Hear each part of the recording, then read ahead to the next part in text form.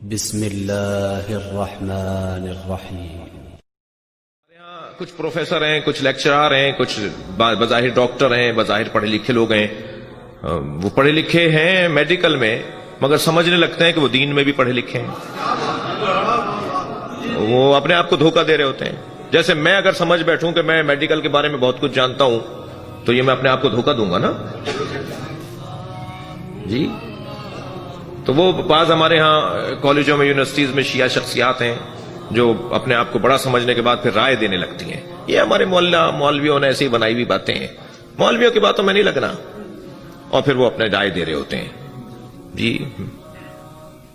بہت خطرناک ہے ہماری قوم میں اس وقت، چند بڑی آفتیں منڈلا رہی ہیں ہماری قوم پر، بڑی مصیبتیں منڈلا رہی ہیں جی۔ ان میں سے ایک مصیبت یہ ہے، ایکسپرٹ کی رائے کو ترک کر کے کسی غیر ماہر کی رائے پہ عمل کرنا تشیع نہیں ہے۔ ہمیں ایکسپرٹ کی رائے کی طرف توجہ دینی ہوگی، اور ایکسپرٹ کی رائے کا بانی حضرت ابو طالب کی ذات ہے۔ میں بہت زیادہ حاشیے میں جانے کا خوف رکھتا ہوں، کسی اور موقع پر عرض کروں گا۔ ایکسپرٹ کی رائے، آغا خان ہسپتال بڑا ہسپتال ہے کراچی میں، اور ہر شہر میں اس کی برانچیں ہیں۔ میں ایک مسئلے میں وہاں پر میرا جانا رہا، تو میرا جو مریض تھا، جو میرا عزیز تھا جو مریض تھا، اسے مثلا ہارٹ کی پرابلم تھی، وہ دل کا مریض تھا۔ تو ہم نے کبھی کڈنی گردے کے ڈاکٹر سے کبھی رائے لی نا کہ جی آپ ہارٹ کے بارے میں کوئی یہ مسئلہ ہو رہا ہے، ڈاکٹر صاحب یہ نسخہ لکھا ہے اس پہ رائے دیں، تو کہتے تھے نہیں میرا شعبہ نہیں ہے، آپ وہ کڈنی اسپیشلسٹ سے بات کیجئے۔ بھائی آپ کم سے کم MBBS تو ہے نا، آپ کچھ تو رائے دیں کہ نہیں یہ میں اس میں رائے نہیں دوں گا۔ آنکھوں والے سے کبھی ہم نے دل کے بارے میں پوچھا، اس نے رائے نہیں دی۔ دل والے سے کبھی آنکھوں کے بارے میں پوچھا، اس نے رائے نہیں دی۔ مگر یہ دین کتنا مظلوم ہے، ہر ککڑی بیچنے والا رائے دے رہا ہے۔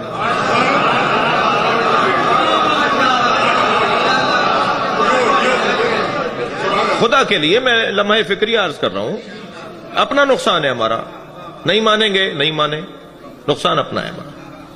ہر شعبے کا ایک ایکسپرٹ ہوتا ہے، ہر لائن کا ایک ایکسپرٹ ہوتا ہے، اس سے ہٹ کر اگر میں چلوں گا تو میرا اپنا نقصان ہے۔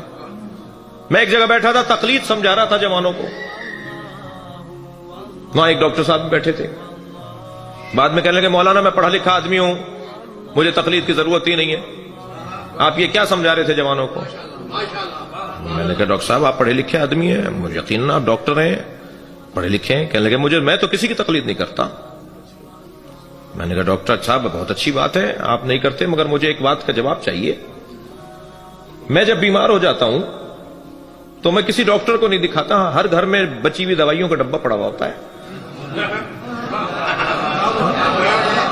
تو میں کسی ڈاکٹر کو نہیں دکھاتا ہوں، انہی کو دیکھ لیتا ہوں، یہ فلاں ٹیبلٹ ہے، یہ فلاں سیرپ ہے، تو میں میرے بچے میرے گھر والے بیمار ہوتے ہیں، اسی میں سے کچھ نکال کے دے دیتا ہوں، خود بھی اپنے بچوں کو بھی دے دیتا ہوں، اور بہرحال کام چل رہا ہے۔ آپ بتائیے صحیح کر رہا ہوں یا نہیں؟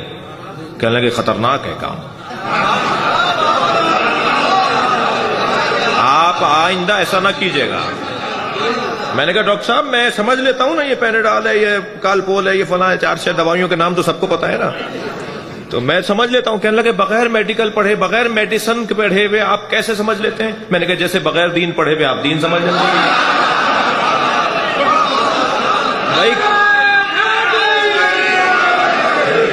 بھائی کون کہہ رہا ہے آپ سے کہ آپ آیت اللہ سیستانی سے نسخہ لکھوائیں جا کر کہ میرے سر میں درد ہو رہا ہے 6 مہینے سے، آیت اللہ سیستانی صاحب نسخہ لکھ دیجئے کہ کیا دوا کھاؤں؟ کس نے کہا ہے یہ؟ کس نے کہا ہے کہ آیت اللہ سیستانی سے جا کے جو ہماری گاڑی خراب ہو جاتی ہے تو مکینک والے کام جا کے ان سے پوچھیں کہ کون سا پرزہ لگاؤں گاڑی میں؟ ہر فیلڈ کا ایک ایکسپرٹ ہوتا ہے، یہ معقول بات ہے۔ یعنی اگر کوئی قرآن کی آیات بھی ہیں تقلید پر، نبی کی احادیث بھی ہیں تقلید پر، سب سے زیادہ مجتہدین کا سسٹم جس نے بنایا ہے وہ امام جعفر صادق ہے۔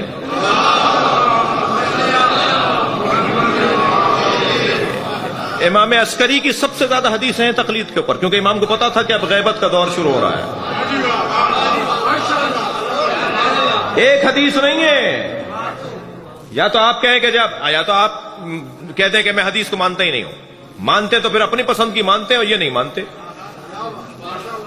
آیت حضرت صلوات پڑھیں ذرا محمد و آل محمد۔ سب سے زیادہ احادیث تقلید پر امام عسکری کے زمانے کی کیوں ہیں؟ اس لیے کہ ان کو پتا ہے کچھ دن بعد غیبت کا دور شروع ہو رہا ہے. جی سسٹم ہے، سسٹم کو توڑیں گے کسی کا کوئی نقصان نہیں ہوگا. جو سسٹم کو فالو کر رہے ہیں نا، لبنان والے، بحرین والے، قطر والے، عمان والے، عراق والے، ایران والے، وہ ہم سے زیادہ سرخرو ہیں. جو سسٹم کو توڑے گا وہ سرخرو نہیں ہوگا. 2 اور 2 4 کی بات ہے. میں سسٹم کو فالو کروں گا، میرا فائدہ ہے. اسی امام بارگاہ کا ایک سسٹم ہے یا نہیں؟ ایک آدمی کہہ رہا ہے میں تو ممبر وہاں لگاؤں گا، دوسرا اسے کھینچ کے کہہ رہا ہے میں یہاں لگاؤں گا، تیسرا کہہ رہا ہے یہ بلب میں تو پنکھا چلاؤں گا، وہ کہہ رہا ہے مجھے سردی لگ رہی ہے، وہ کہہ رہا ہے نہیں میں تو چلاؤں گا. تو فساد ہوگا یا نہیں ہوگا؟ اس امام بارگاہ کا ایک سسٹم ہے، آپ کے گھروں کا ایک سسٹم ہے، آپ کے علاقوں کا ایک سسٹم ہے. تشیع کا بھی کوئی سسٹم ہے یا نہیں؟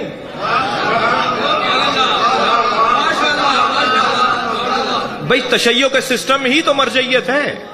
اور اگر کوئی کہتا ہے میں تو امام زمانہ کی تقلید کرتا ہوں، تو اسے جا کے کوئی بتائے امام کی تقلید نہیں ہوتی، اطاعت اور بیعت ہوتی ہے.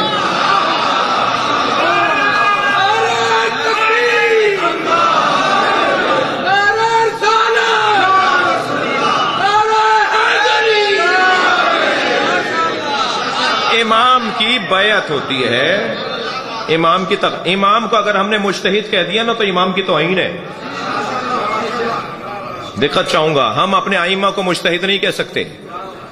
مجتہد ہوتا وہ ہے جو کوششیں کرنے بعد، تحقیق کرنے کے بعد کسی نتیجے پر پہنچتا ہے. ہمارا امام کوششوں کے بعد نتیجے پہ نہیں پہنچتا، لوح محفوظ کو پڑھتا ہے.